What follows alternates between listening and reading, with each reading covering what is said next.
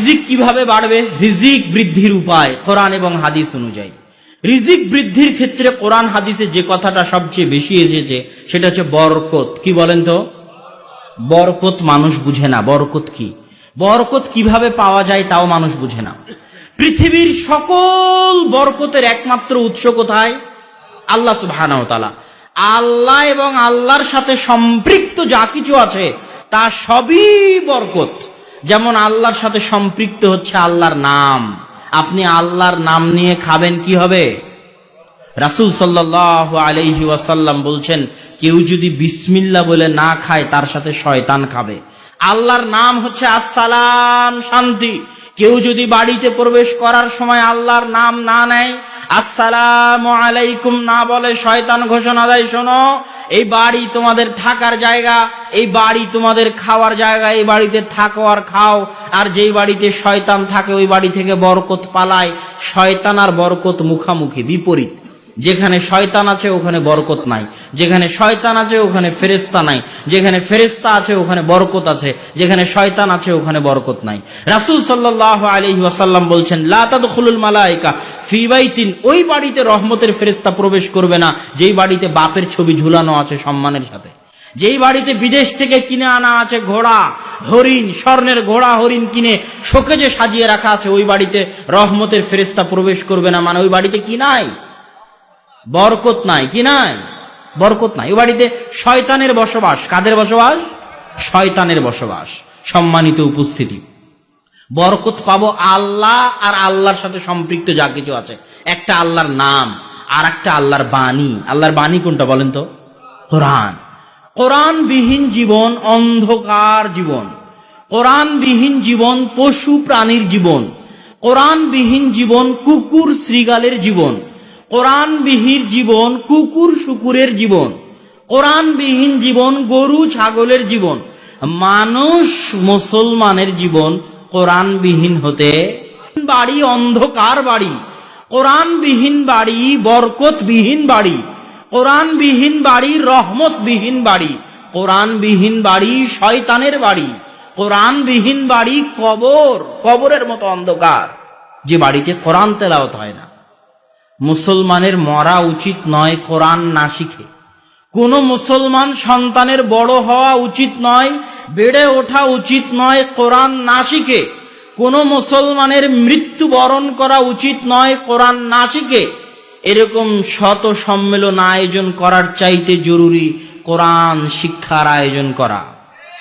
এরকম ঘন্টার পর ঘন্টা বক্তব্য দেওয়ার চাইতে জরুরি আমি আপনাকে কোরআন শিখাবো। এ আধা ঘন্টা বক্তব্য দিয়ে আপনার যা উপকার করতে পারবো, এ আধা ঘন্টায় আলিফ বা তা সা শিখালে, সূরা ফাতিহা শুদ্ধ করালে তার চেয়ে বেশি উপকার করতে পারতাম। এ কথাই ঠিক, এ কথাই চূড়ান্ত। আল্লাহ আমাকে বলেননি হুদাল্লিন নাস, আল্লাহ ডাক্তার জাকির নায়েককে বলেননি হুদাল্লিন নাস, আল্লাহ আব্দুর রাজ্জাক বিন ইউসুফকে বলেননি হুদাল্লিন নাস। হাজারো লাখো জাকির নায়েক, কোটি আব্দুর রাজ্জাক বিন ইউসুফ মিলে যত মানুষকে হেদায়েত করতে পারবে, কোরআন একাই তার চেয়ে বেশি মানুষকে হেদায়েত করতে পারবে। অবশ্যই যদি মানুষ কোরআনের কাছে যায়, যদি মানুষ কোরআন বুঝে, এটা জীবন্ত মুজিজা। সব নবী চলে গেছে, মুজিজা চলে গেছে। মুসা আলাইহিস সালাম চলে গেছে, লাঠি চলে গেছে, হাতের শুভ্রতা চলে গেছে। ঈসা আলাইহিস সালাম আসমানে চলে গেছেন, মৃত ব্যক্তিকে জীবিত করা, কুষ্ঠ রোগীকে ভালো করা, অন্ধকে ভালো করা নাই, চলে গেছে। কিন্তু মুহাম্মদ সাল্লাল্লাহু আলাইহি ওয়াসাল্লাম চলে গেছেন, তার মুজিজা এখনো আছে। সেটা কি?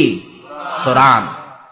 কিন্তু আজকে আব্দুল্লাহ বিন আব্দুর রাজ্জাক আসবে বলা হয়েছে, হাজার মানুষ এখানে জমা হয়েছে। আব্দুর রাজ্জাক বিন ইউসুফ আসলে আরো বেশি মানুষ জমা হতো। কিন্তু কাল যদি মসজিদে বলি কোরআন শিখানো হবে, কয়টা মানুষ আসবে? তাহলে আপনি কাকে মূল্য দিচ্ছেন বেশি? সম্মানিত উপস্থিতি, কোরআন সবচেয়ে গুরুত্বপূর্ণ। কোরআন আপনার জীবন পরিবর্তন করে দিবে, জীবনে রহমত বরকত নিয়ে আসবে। আজ থেকে প্রতিজ্ঞা করেন, যারা কোরআন জানেন না তারা কোরআন শিখবেন। কি বলেন? আর যারা কোরআন জানেন তারা অন্তত পক্ষে দিনে কিছুই না পারলে সূরা ইখলাস 3 বার পাঠ করবেন। ইনশাআল্লাহ বলেন ইনশাআল্লাহ। আল্লাহ আপনাদেরকে কবুল করুক, আল্লাহুম্মা আমিন। তাহলে টাকা পয়সায় বরকত হবে কি দিয়ে বলেন তো? কোরআন দিয়ে। বাড়িতে বরকত হবে কি দিয়ে? বাড়িতে শান্তি আসবে কি দিয়ে? কোরআন দিয়ে। আসসালামু আলাইকুম দিলে বাড়িতে শান্তি আসবে। বিসমিল্লাহ বলে খেলে, বিসমিল্লাহ বলে দরজা বন্ধ করলে, কোরআন তেলাওয়াত করলে বাড়িতে শান্তি আসবে। পরের পর্ব, রিজিক কিভাবে বৃদ্ধি পাবে। এক, আল্লাহ ভীরু এবং আল্লাহর প্রতি ভরসা। আল্লাহকে ভয় করা এবং আল্লাহর উপর ভরসা করার ক্ষেত্রে কোরআনে বলা হয়েছে যে আল্লাহকে ভয় করবে এবং আল্লাহর উপর ভরসা করবে, আল্লাহ তার রিজিকের ব্যবস্থা করে দিবেন মিন হাইসু লা ইয়াহতাসিব, এমন জায়গা থেকে যে সে কল্পনাও করতে পারবে না যে কোথায় থেকে তার রিজিক হবে। দুই, আল্লাহর নিকটে ক্ষমা চাওয়া। ওমর রাদিয়াল্লাহু তাআলা আনহু একদিন বৃষ্টি প্রার্থনার জন্য বের হলেন। বৃষ্টি প্রার্থনার সালাত আদায় করবেন। বৃষ্টি প্রার্থনার জন্য বের হয়ে তিনি মানুষকে বললেন, তোমরা ক্ষমা চাও, আল্লাহর নিকটে ক্ষমা চাও, ক্ষমা চাও। তাবিরা বলতেছে, ওমর রাদিয়াল্লাহু তাআলা আনহু, আপনি বৃষ্টি না চেয়ে ক্ষমা চাইতে বলেন কেন? তখন তিনি কোরআনের আয়াত তেলাওয়াত করলেন, ফাকুলতুস্তাগফিরু রাব্বাকুম ইন্নাহু কানা গাফফারা ইরসিলিস সামা আলাইকুম মিদরারা। তোমরা আল্লাহর নিকটে ক্ষমা চাও, ক্ষমা চাইলে আল্লাহ আসমান থেকে মুষলধারে বৃষ্টি বর্ষণ করবেন, তোমাদের ধন সম্পদ সন্তান সন্ততিতে বরকত দিবেন। আল্লাহু আকবার। তৃতীয় যে জিনিস আপনার ধন সম্পদ বাড়াতে পারে সেটা হচ্ছে আত্মীয়তার সম্পর্ক। রাসূল সাল্লাল্লাহু আলাইহি ওয়াসাল্লাম বলছেন, মান সাররাহু আন ইউবসাতা লাহু ফি রিজকিহি, যে চায় তার রিজিক বাড়িয়ে দেওয়া হোক, তার রুজি বাড়িয়ে দেওয়া হোক, সে যেন আত্মীয়তার সম্পর্ক রক্ষা করে। আপনি সহি আকীদায় এসেছেন, আপনার ভাই আসেনি, সম্পর্ক ছিন্ন করে দিবেন? আপনি সহি আকীদায় এসেছেন, আপনার বাপ শাহজালালের কবরে গিয়ে সিজদা দেয়, সম্পর্ক ছিন্ন করে দিবেন? হেরাক্লিয়াসকে আল্লাহ রাসূল বলেনি চিঠিতে লেখার সময়, হেরাক্লিয়াসের কাছে আল্লাহ রাসূল চিঠি লিখছেন, চিঠিতে আল্লাহ রাসূল বলেননি, হে কাফের হেরাক্লিয়াস, আমি তোমাকে ইসলামের দাওয়াত দিচ্ছি। আল্লাহ রাসূল লিখেছেন, হে মহান রোমান অধিপতি হেরাক্লিয়াস, সম্মান দিয়ে সম্বোধন করেছে।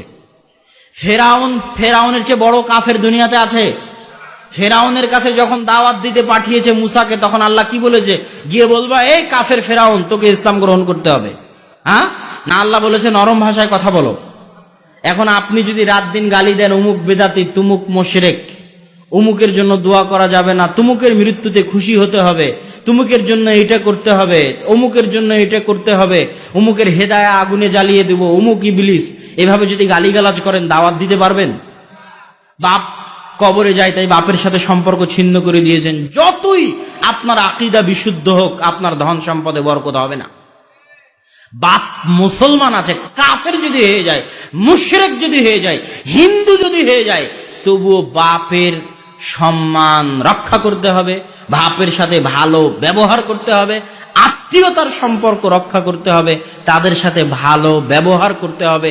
যতক্ষণ না আল্লাহ বিরোধী কোনো আদেশ দিয়েছে, ততক্ষণ বাপের সম্মান, আত্মীয়তার সম্পর্ক রক্ষা করতে হবে, না হলে রুজি রুটি কমে যাবে, রুজি রুটিতে বরকত থাকবে না। রুজি রুটিতে বরকত হওয়ার চতুর্থ এবং পঞ্চম বড় বিষয়, বিবাহ করা, অত্যাধিক সন্তান নেওয়া, আল্লাহর রাস্তায় দান করা। কেন বিবাহ করলে, কেন অত্যাধিক সন্তান নিলে, কেন আল্লাহর রাস্তায় দান করলে রুজিতে বরকত হবে? প্রত্যেকেই পৃথিবীতে যতজন এসেছে সবাই নিজ নিজ রিজিক নিয়ে পৃথিবীতে এসেছে। আমি যখন একাই ছিলাম তখন আল্লাহ আমার রিজিক আমার হাতে দিত। আমি যখন বিয়ে করলাম আমার স্ত্রীকে, তখন তার রিজিকটাও আল্লাহ আমার হাত দিয়ে দিবে। আমার বাড়িতে যখন একটা সন্তান হলো, ওর ভাগ্যে যদি পোলাও গোস্ত থাকে, তো ওইটার রিজিকের ব্যবস্থা আল্লাহ আমার হাত দিয়ে করে দিবে। যত মানুষের রিজিকের দায়িত্ব আপনি গ্রহণ করবেন, তত মানুষের রিজিকের দায়িত্ব, টাকা আল্লাহ আপনার হাত দিয়ে দিবে। এই জন্য বিবাহ করলে, সন্তান নিলে রিজিক বাড়বে। আল্লাহ কোরআনে বলছেন, লা তাকতুলু আওলাদাকুম খাশিয়াতা ইমলাক, দুনিয়ার মানুষ রুজির ভয়ে সন্তান হত্যা করিও না। কেন? আমি তোকেও খাওয়াই, তোর সন্তানকেও খাওয়াবো। এখন পর্যন্ত তুই তোর নিজের রিজিকের মালিক হতে পারিসনি, কেমনে তুই নিজের সন্তানের রিজিক নিয়ে চিন্তা করিস? অতএব সন্তান অতিরিক্ত হলে আল্লাহ সুবহানাহু ওয়া তাআলা রুজিতে বরকত দিবে, ধন সম্পদে বরকত দিবে। এটা রিজিক বৃদ্ধির একটা মাধ্যম। রিজিক বৃদ্ধির আর একটা মাধ্যম মাদ্রাসার ছাত্রদের পিছনে খরচ করা। দলিল, রাসূল সাল্লাল্লাহু আলাইহি ওয়াসাল্লামের দরবারে একজন সাহাবী কোরআন পড়ে, হাদিস পড়ে, ওর ভাই ব্যবসা করে। ওর ভাই এসে আল্লাহ রাসূলের কাছে অভিযোগ দিয়েছে যে আল্লাহ রাসূল, আমার ভাই আপনার নিকটে পড়াশোনা করার কারণে আমার সংসার ধ্বংস হয়ে যাচ্ছে। তখন আল্লাহ রাসূল উত্তরে বললেন, শোনো, লাআল্লাকা তুরযাকু বিহি, তুমি যতটুকু রিজিক পাও অতটুকু রিজিক এই জন্যই পাও যে তুমি তোমার ভাইয়ের খরচ বহন করতেছো। আল্লাহু আকবার। তো সম্মানিত উপস্থিতি, রিজিক ধরে রাখার সবচেয়ে বড় মাধ্যম হচ্ছে নেয়ামতকে মূল্যায়ন করা, নেয়ামতের শুকরিয়া আদায় করা। আজ আপনি কোটিপতি লাখপতি হয়েছেন, আপনার সন্তানও কোটিপতি লাখপতি থাকবে কিনা তা নির্ভর করে আপনি কতটা নেয়ামতের শুকরিয়া আদায় করতে পারতেছেন।